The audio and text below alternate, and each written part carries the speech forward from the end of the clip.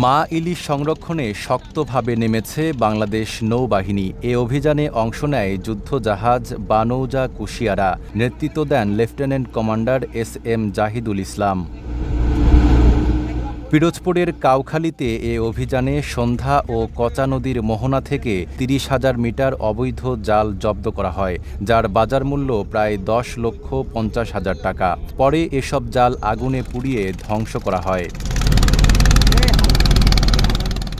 ইলিশের প্রধান প্রজনন মৌসুমে মা ইলিশ রক্ষায় ৪ অক্টোবর থেকে ২৫ অক্টোবর পর্যন্ত দেশজুড়ে ২২ দিনব্যাপী বিশেষ অভিযান চলছে।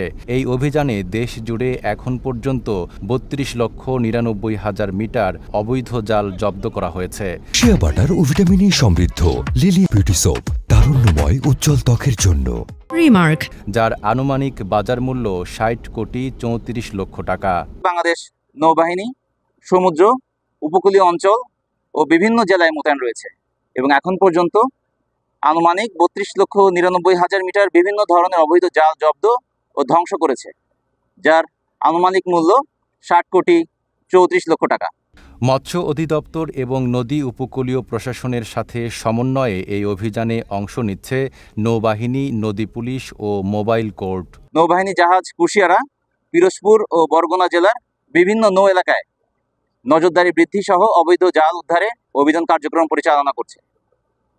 এছাড়া মা ইলিশ রক্ষার গৃহীত কর্মসূচির মধ্যে স্থানীয় জনসাধারণ, বিশেষ করে জেলেদের মাঝে সচেতনতা বৃদ্ধির লক্ষ্যে আমরা কাজ করে যাচ্ছি। একই সাথে যারা এখনও অবৈধভাবে মাছ ধরায় জড়িত রয়েছে, আমরা তাদের বিরুদ্ধেও আইনানুগ ব্যবস্থা গ্রহণ করছি। আমাদের এই অভিযানে আটককৃত অবৈধ জাল স্থানীয় প্রশাসন ও মৎস্য কর্মকর্তার উপস্থিতিতে যথাযথ নিয়ম অনুসরণ করে ধ্বংস করা হচ্ছে। একটি মা ইলিশ ১ বছরে ১ কোটি ডজনের বেশি ডিম দিতে পারে। তাই প্রজনন মৌসুমে মাছ ধরা বন্ধ না হলে পরবর্তী ধাপে ইলিশের বাজার সংকটে পড়তে পারে। সকল অভিযান পরিচালনায় আমাদের নৌ সদস্যগণ সকল ক্ষেত্রে ধৈর্য ও সংযমের পরিচয় দিয়ে উদ্ভূত যে কোনো ধরনের অনাকাঙ্ক্ষিত পরিস্থিতি রোধে গুরুত্বপূর্ণ ভূমিকা পালন করছে। নাইম আরাবী, ঢাকা পোস্ট।